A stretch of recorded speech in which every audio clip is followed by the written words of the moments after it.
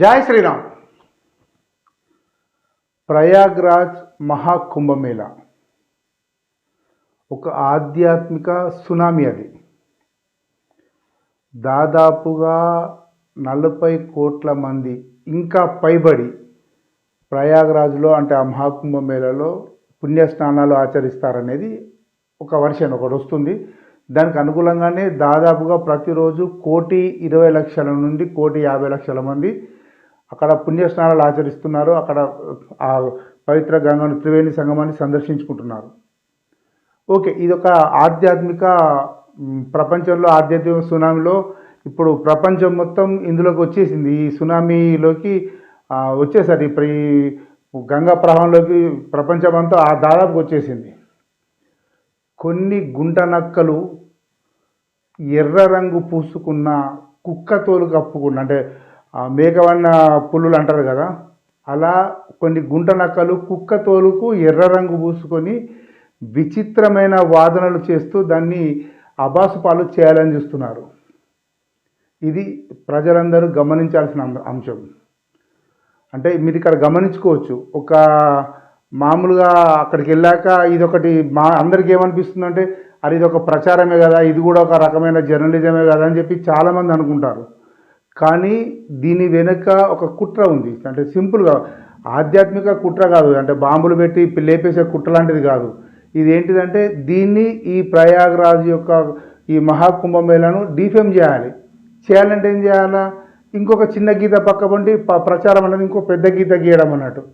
ఒక మోనాలిసా అనే ఒక పూసలు అమ్ముకున్న ఒక అమ్మాయిని హైలైట్ చేయడం, ఒక బాబాను హైలైట్ చేయడం, లేకపోతే ఇంకో సన్నివేశాన్ని పనిగట్టుకొని వీళ్ళందరినీ హైలైట్ చేయడం ద్వారా దాని యొక్క ఇంపార్టెన్స్ తగ్గించడం అనేది ఇప్పుడు పెట్టుకున్న ఒక కార్యక్రమం అయిపోయింది. అది పూర్తి అయిపోయింది. ఇంకా ఏం చేయాలి, ఏదో చేయాలి. ఏదన్నా చేసి కుంభమేళకు పబ్లిసిటీ రాకుండా చూడాలి, ఎక్కువ మంది వెళ్ళకుండా చూడాలి.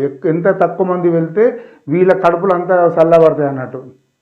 ఇది వాళ్ళు చేస్తున్న కార్యక్రమం. ఈ మధ్యన ఒక పేపర్లో ఒక ఏదో సాహిత్య అకాడమో ఏదో మన్ను మశానం ఏదో వచ్చిందంట ఒక పెద్ద మనిషికి.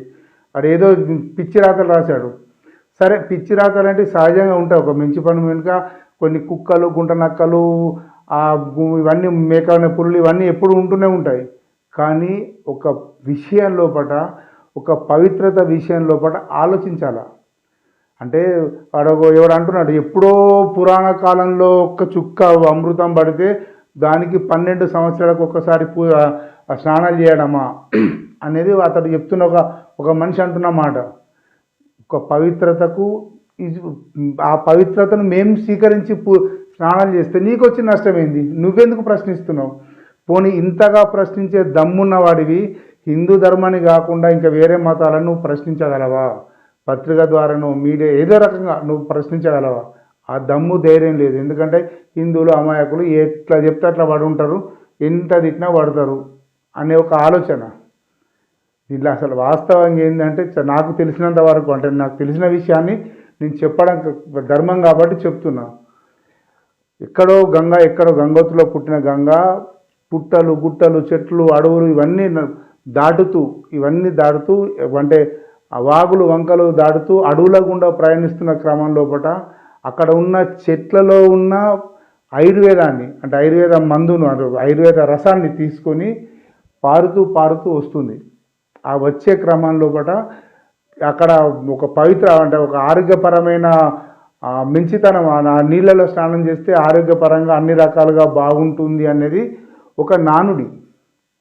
అది పెరిగి అది కొన్ని వేల సంవత్సరాల లక్షల సంవత్సరాల నుంచి ఇది వస్తుంది కాబట్టి, ఇప్పుడున్న జనాభా ఒకప్పుడు లేదు కాబట్టి అది ఇప్పుడు 40 కోట్ల మంది వచ్చి ఉంటారు. కానీ అప్పుడు అంతమంది కాదు కదా.